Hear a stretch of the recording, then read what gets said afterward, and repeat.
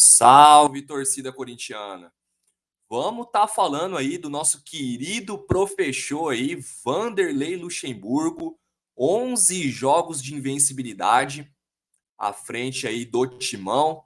Bom, vou estar trazendo esse vídeo para vocês para estar falando aqui se realmente podemos nos iludir ou não com o trabalho aí do Luxemburgo à frente do Corinthians. Bom, antes de tudo, peço por gentileza para você deixar seu like, se inscrever no canal Fiel Timão, que é muito importante. Conto com a ajuda de vocês, falta muito pouco para a gente estar batendo a marca de 600 inscritos. Conto com vocês para isso. Bom, vamos estar falando então desses 11 jogos que o Corinthians fez recentemente, que o Corinthians está aí invicto.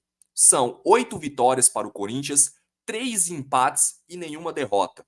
Bom, o Corinthians aí que depois daquela derrota para o América Mineiro, ainda nas quartas de final de Copa do Brasil, aquele jogo que a gente perdeu por 1-0 lá no Independência, lá em Minas Gerais, de lá para cá o Corinthians é um novo time, vive um ótimo momento, está bem nas Copas principalmente, no Brasileirão ainda é verdade que precisa melhorar muito, precisa estar subindo mais algumas posições para estar ali numa zona de conforto no campeonato, que a gente sabe que o Brasileirão é um campeonato mais difícil, e que o Corinthians vem voltando mais as suas atenções, o foco total do Corinthians está sendo as Copas, e o Corinthians vem muito bem. Corinthians aí que está nas quartas de final da Copa Sul-Americana, está na semifinal da Copa do Brasil, podendo até chegar na final aí novamente da Copa do Brasil. Corinthians que é o atual vice-campeão da Copa do Brasil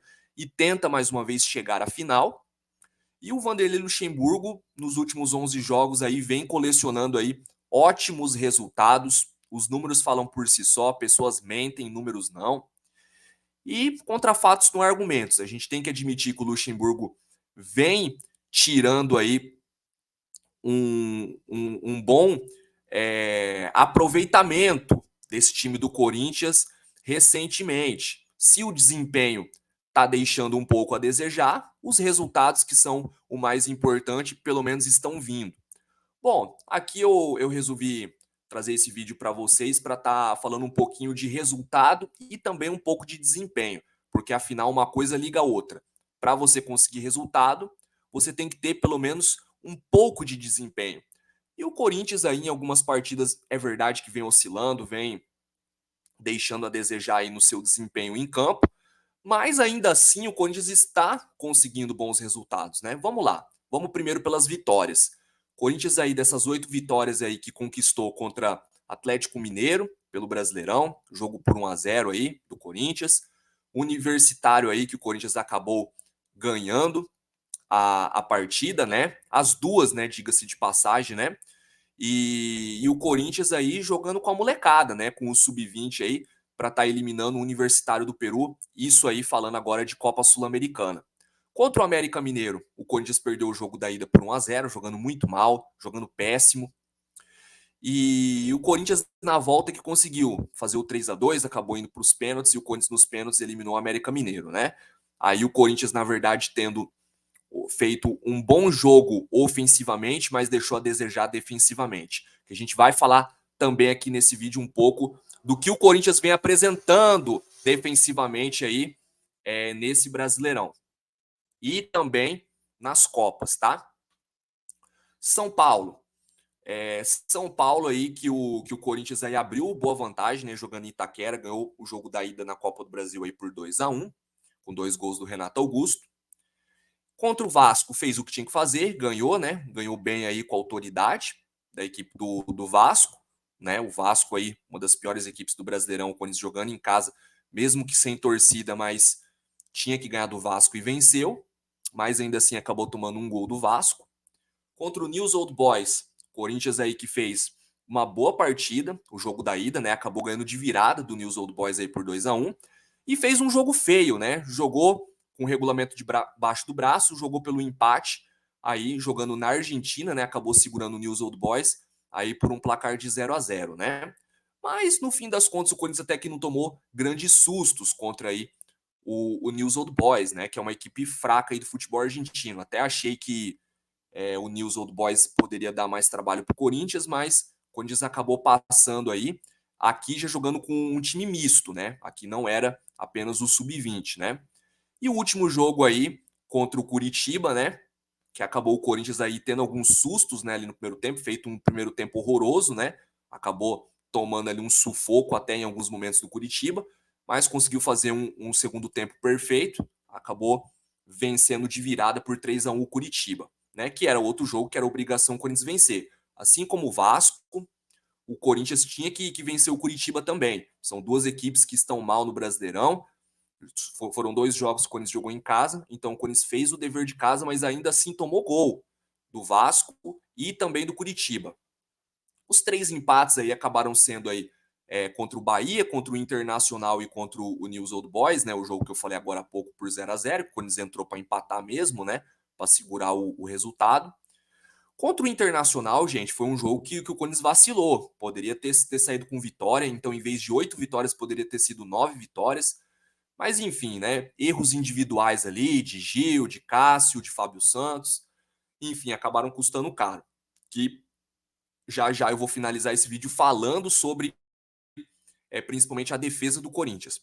Contra o Bahia, um jogo horroroso, um jogo aí que o Corinthians aí conseguiu, por sorte, arrancar um empate jogando lá na Bahia, que para mim foi um bom resultado, porque o Corinthians não jogou absolutamente nada contra o Bahia, tomou um baile de bola do Bahia, diga-se de passagem. Então aqui esse empate aqui, pelas circunstâncias aí do que foi, acaba sendo um bom resultado. Contra o Nils aí, né, esperava mais, só que o Luxemburgo veio com essa proposta aí desde o começo de empatar. Aqui desses empates, talvez o pior mesmo seja contra o Internacional. Talvez a gente poderia ter um número melhor aí, de 9 vitórias e 2 empates. Mas enfim, 8 vitórias e 3 empates e nenhuma derrota nos últimos 11 jogos são bons números, pessoal. Não são números ruins, não. Muito pelo contrário, são ótimos números. Agora vamos estar falando do desempenho. O resultado é muito bom. O resultado está vindo, é verdade. Só que o desempenho, gente, eu quero trazer algumas ressalvas, alguns pontos aqui que é importante a gente debater. Gente, contra o Atlético Mineiro, fizemos um bom primeiro tempo e fizemos, para mim, um segundo tempo abaixo contra o Atlético. O Atlético faltou competência, poderia ter empatado o jogo contra o Corinthians aí, esse jogo pelo Brasileirão. O desempenho do Corinthians, para mim, deixou a desejar contra o Atlético Mineiro. Contra o Universitário, eu aceito os 2 jogos que o Corinthians fez, afinal estava usando a molecada do Sub-20. Contra o América Mineiro, o Corinthians aí, para mim, fez um bom jogo ofensivamente, mas fez um péssimo jogo defensivamente. Você não pode tomar 2 gols do América Mineiro jogando em casa, ainda mais uma decisão de Copa do Brasil aí valendo vaga para semifinal. Então, para mim, o desempenho defensivo, que é aqui que começa a azedar as coisas para a defesa do Corinthians, viu? A partir desse jogo contra o América Mineiro. Contra o São Paulo, o gol que tomou, eu acho que foi mais sorte do que do São Paulo do que incompetência do Corinthians, porque afinal foi um chute ali de fora da área que a bola bate nas costas do Cássio. Na verdade, nas costas não. Na verdade, no pé do Cássio e entra, né? Inclusive o mesmo pé que tinha salvado o Corinthians contra o América Mineiro, né, na Copa do Brasil nos pênaltis, né? Então aqui eu não vou condenar muito a defesa do Corinthians, tá? Contra o Vasco, não pode tomar o gol que tomou contra o Vasco, os caras lá fazendo fila na nossa defesa, que foi muito parecido o gol que o Vasco fez com o gol que o América Mineiro fez com o Benítez, tá? Na verdade foi 2 jogadores gringos, né? 2 jogadores argentinos aí que fizeram fila na defesa do Corinthians, né? Pelo América foi o Benítez e pelo São Paulo foi pelo Vasco, quer dizer, foi o Orelhano, né? Então, não pode tomar gol de América Mineiro e de Vasco em casa, e ainda mais do jeito que tomou. Contra o News Old Boys, ali foi uma vacilada também da defesa, deixar o cara livre dentro da área ali do News, né? A gente poderia ter ganhado de 2-0, né? Em casa aí, e tomou um gol besta ali, um gol ali bobo. Aí no jogo da volta não tomamos gol nenhum, né? Contra o Curitiba, não pode, gente. Não pode tomar o gol que tomou ali de bola parada. E, inclusive, o Corinthians vem tomando muitos gols de bola parada, né? Aí, recentemente, a defesa do Corinthians está deixando a desejar, tá? Principalmente eu falo por esse jogo aqui contra o Internacional. O primeiro gol do Inter aí foi falha grande do Cássio, que soltou a bola nos pés do jogador do Inter. E o segundo gol ali, uma desatenção total ali da defesa do Corinthians ali, né? Principalmente do Senhor Gil, Fábio Santos também, que deixa, né? Os jogadores adversários cruzar com liberdade.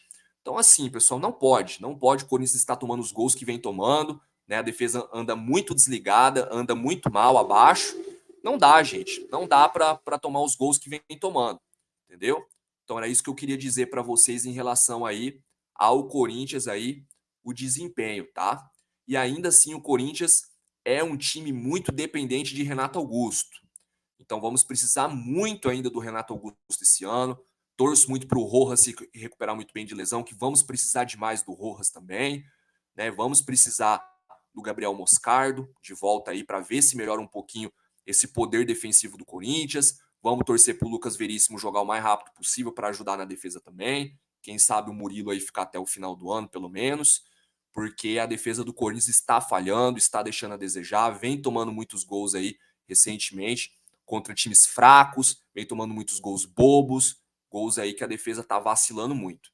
Então é isso, pessoal, mas ainda assim, colocando na balança resultado e desempenho, o Luxemburgo vem surpreendendo, tá, pessoal? Eu acho que dá sim pra gente se iludir. O Luxemburgo vem fazendo aí uma mescla muito boa entre jogadores experientes e jogadores jovens, vem usando muito bem a categoria de base.